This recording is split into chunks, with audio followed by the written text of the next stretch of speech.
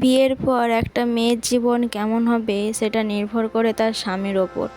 তার স্বামী যদি তাকে বিশ্বাস করে, ভরসা করে, তার শ্বশুরবাড়ির লোকে কখনোই তাকে উঁচু গলায় কিছু বলতে পারবে না। মেয়েরা যে আহামরি কিছু চায় তেমন নয়, শুধুমাত্র একটু সাপোর্ট করলেই চলবে। নমস্কার বন্ধুরা, আমি মৃন্ময়ী। আমার একটি ফুল ব্লগে তোমাদের সবাইকে জানাই অনেক অনেক স্বাগত। তো বন্ধুরা, তোমাদের দাদাভাই ডিউটি চলে গেল। তো বেটু প্রচুর কাঁদছিল, তাই ওর বাবা ওকে নিয়ে গেছিলো। ও রাস্তা থেকে একটু ঘুরে নিয়ে এসে তারপর আমি ঘরের সমস্ত কাজ গুছিয়ে ফেলি। আমি একদম স্নান করে আর বেটুকে ব্রাশ করে আর নিজেও ব্রাশ করে এই যে চলে এসেছি। তো তারপর আমি ঠাকুর মন্দিরে জলও দিয়ে দেবো।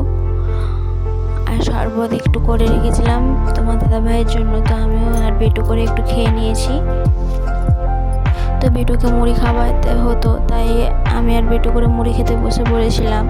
তো এখন রান্না কি হবে তাই আনাজ করতে বসেছি। আর এই দেখো আমার বেটু এত দুষ্টুমি করে, সমস্ত আলু একদম নিচে ফেলে দিয়েছিল। তো আমি এখানে ভাতও বসে দিয়েছি, আনাজও কুটা হয়ে গেছে। আর এই যে এই মাছগুলো একদম প্যাক প্যাক প্যাক প্যাক করতেছে। তো চলো পটলটা ভাজা হোক। তো আমার আজকে দিদি আর মা এসেছে, তো আমার শাশুড়ি মা ঘর এসেছে।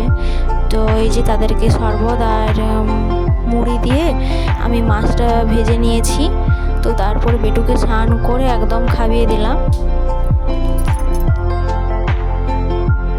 আর বেটু ভাত খেতে খেতে কি কাণ্ড নাই করেছে, সব আমার দুলের বাক্স সব ডুল ঢেলে কি অবস্থা করেছে তোমরাই দেখো। তো তোমাদের দাদা ভাইও চলে এলো। তো এখানে বেটু ঘুম থেকে ওঠা পড়েছে, তার পিমনির কোলে দোল দোল করছে ঘুম থেকে ওঠে। তো বেটুকে পিমনির কাছে দিয়ে এসে এদিকে দেখি তোমাদের দাদা ভাই সব জামা কাপড় নিরমা গুঁড়ি দিয়ে ভিজিয়ে রেখে দিয়েছে। তো আমি এখন এগুলাকে কাচবো। তো চলো ছটপট করে কেচে ফেলি।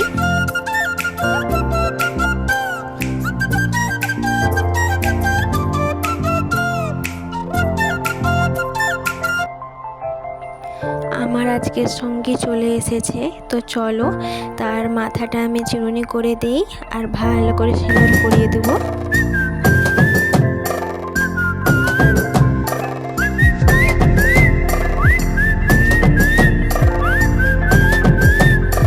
এখন বাজে 4:30। তো তোমাদের দাদা ভাই আর আমার বেটু দেখো ভাত খাচ্ছে। তো ভাত খাবার পরে এই যে বাবার সঙ্গে একটু দুষ্টুমি করা হয়ে গেল, তারপরে এই যে আমার সঙ্গে একটু দুষ্টুমি করা করতেছে।